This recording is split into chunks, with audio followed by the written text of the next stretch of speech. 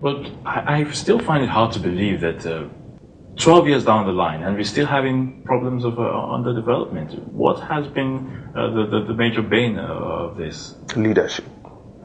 It still boils down to leadership. It's just because we are talking about Kogi State. Look at the big picture. Look at how many places are not electrified in Nigeria. Look at how many roads are bad. It's still all the same. Still all the same. It's a leadership crisis. We still need people to come into power. People with a big picture.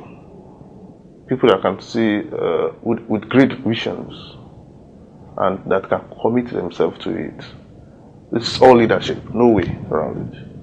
Now, what about other forms of investment in the state? For instance, the Bajana cement and, of course, on the steel industry. What efforts is the lawmakers are making in that regard? You know, the steel industry, as it were, it's a federal government investment, or let's say industry. So there's actually little we can do. All we can do as lawmakers is to make sure that the practice does not in any way negate probably a standard within the state. Then we look at people that are working there, how can we protect their interests and the state at large. But not that alone. We've talked about it on the floor, and with time we intend to get to the leadership of the institution, of the industry, to dialogue with them. How in any way can we help in making this thing work? Then Obajana is just a single industry. It's a big one, but it's just one. I think we need so much of that. So what we are doing in the house is now we are trying to look at Obajana. How can we make more money? Because they are making more money from Kogi State. How can we make more money from them? And then how can we ensure that their industrial parties conform with the basic environmental health standards? I think that's very, very important. So those are the things I think the House will be looking into the next few months. Now let's talk about the issue of corruption among the lawmakers. Has there been any form of cases of corruption that has been probably dug out by the present assembly? Not yet, but I imagine it will be so, because we appreciate the fact that transparency is the key to smooth governance. But for now, we've not been able to come through that. But I know when the need be, the House will not fail. We'll rise up to the challenge. We'll rise up to the challenge. Now let's look at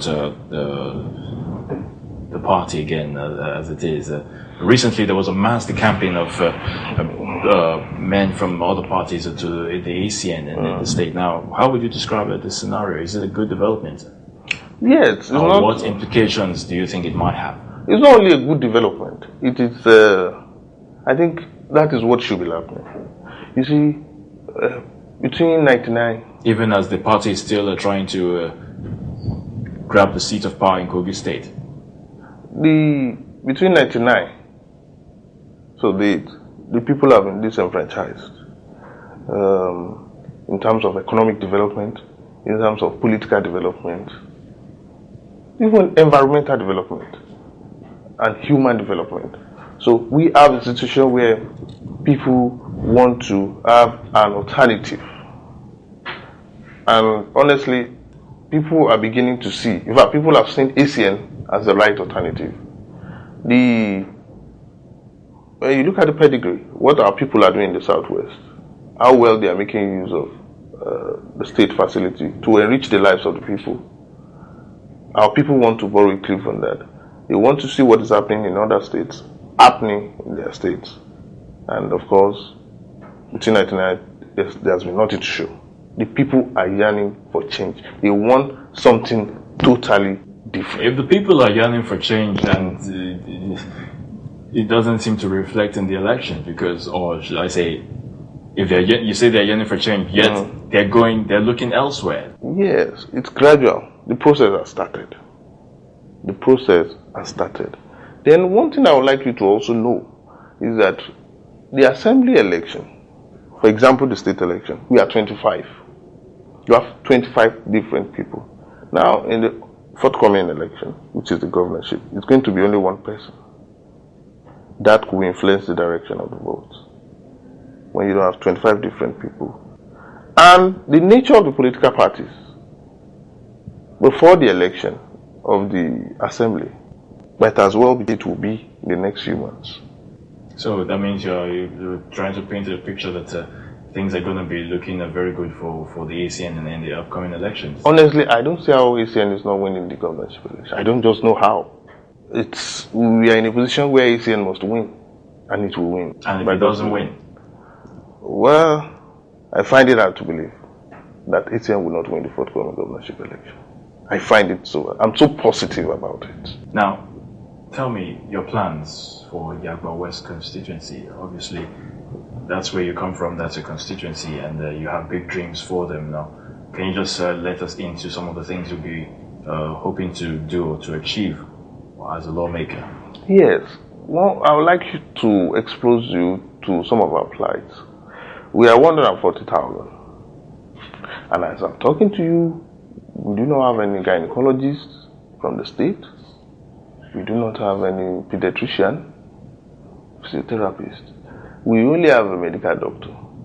And recently, I even had the medical doctor as a copper. You can say that that's not good enough. Now, in fact, 99% of our roads are bad. As I'm talking to you now, there's no electricity in Sanluesa, Okoloke, Okona. In fact, Ogbe is almost inaccessible by road. Now, most of our youth are unemployed. We find a situation where what they do is they just ride Okada to survive. But you can't blame them, they have to survive. Now, the women, things are in a very bad shape. Obviously, they are the most populous. They are about 65% of our population. But most of them do not have access to the basic credit. Because what our women do most is trading. They do not have access to basic credit to finance their businesses. So the impoverishment is very high. There's a lot of poverty. And look at the industries. No more. We used to have double cola. We used to have some things like that. They are all gone because of the economic situation.